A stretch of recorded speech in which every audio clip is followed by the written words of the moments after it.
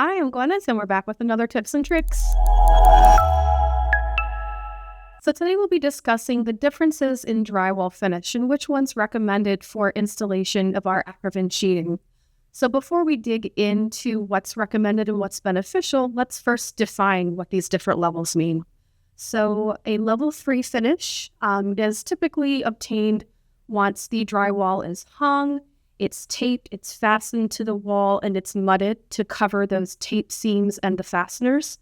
Whereas a level 5 finish is typically one that's going to be more non-porous, it's going to be more uniform and even because it has extra layers of mudding. So in addition to those base layers, a skim coating is applied to that level 5 finish, again, just to make a smoother appearance.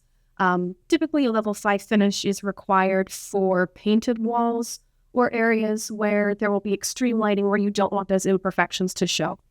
So we've seen those level 5 finishes become more popular recently. So if a level 5 finish is specified for your project, you just want to make sure that you're allowing the proper time for the drywall, the mudding, and that skim coating to cure to ensure that it's properly dried before you install your Acrovan sheet, which can take a little bit extra time. So we recommend the level 3 finish for a couple of reasons. So firstly, it's going to be less time consuming because it's not taking quite as long for that mudding to dry.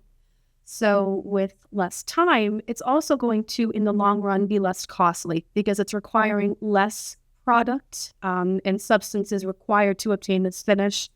And again, it's less time consuming. So the less time and the less costly is going to be beneficial to your project.